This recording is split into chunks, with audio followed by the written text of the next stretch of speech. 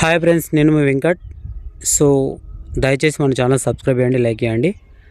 ఇక న్యూస్ ఏంటంటే ఏప్రిల్ 1 నుంచి కొత్త రూల్స్ రాబోతూ ఉన్నాయి.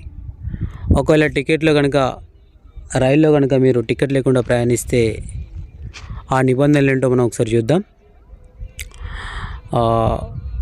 రైళ్లలో టికెట్ లేని ప్రయాణాన్ని పరిష్కరించడానికి భారతీయ రైల్వే ఏప్రిల్ 1 నుండి కొత్త నిబంధన ప్రవేశపెట్టింది. ఆ కొత్త నియమం యొక్క ముఖ్యమైన వివరాలు ఇట్లా ఉన్నాయి. ఆన్లైన్ చెల్లింపు సౌకర్యం. ఒకవేళ మీ దగ్గర కనుక క్యాష్ లేకపోతే పెనాల్టీ కట్టడానికి మీరు ఆన్లైన్లో కూడా దాన్ని పే చేసేటువంటి అవకాశం అయితే ఖచ్చితంగా ఉంది. భారతీయ రైల్వే టికెట్లు, జర్మాన్లు మరియు పార్కింగ్ బిల్లుతో సహా వివిధ సేవల కోసం ఆన్లైన్ చెల్లింపు సౌకర్యాన్ని ప్రారంభిస్తుంది.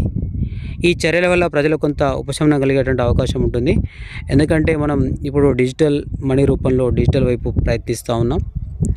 సో కాబట్టి ఇది కొంత ఉపశమనం అని మనకు చెప్పొచ్చు. టికెట్ లేకుండా ప్రయాణిస్తూ పట్టబడినటువంటి ప్రయాణికులు ఇప్పుడు క్యూఆర్ కోడ్ను స్కాన్ చేయడం ద్వారా డిజిటల్గా జరిమానాలు చెల్లించేటువంటి అవకాశం ఉంటుంది. ఇది నగదు చెల్లింపుల అవసరాన్ని తొలగిస్తుంది మరియు ప్రయాణికులకు కూడా కన్వీనియంట్గా ఉంటుంది. రైల్వే సిబ్బంది కూడా చాలా సౌకర్యవంతంగా ఉంటుంది. హ్యాండ్ హెల్డ్ టెర్మినల్ మిషన్లు. రైల్వే తనిఖీ సిబ్బందికి హ్యాండ్ హెల్డ్ టెర్మినల్ మిషన్లు అమర్చబడి అక్కడికక్కడే ప్రయాణికుల నుండి జరిమానాలు వసూలు చేయడానికి వీలు కల్పిస్తుంది. ఆన్లైన్ చెల్లింపులను సులభతరం చేయడానికి దేశవ్యాప్తంగా వివిధ స్టేషన్లలో ఈ యంత్రాలను ఏర్పాటు చేస్తూ ఉన్నారు. మెరుగైన పారదర్శకత, అంటే ఖచ్చితంగా నాణ్యమైనటువంటి సర్వీస్ అనేది ఉంటుంది. సో క్యూఆర్ కోడ్ చెల్లింపులు ఏదైతే ఉంటాయో పారదర్శకతను పెంచడంలో ఎటువంటి సందేహం లేదు.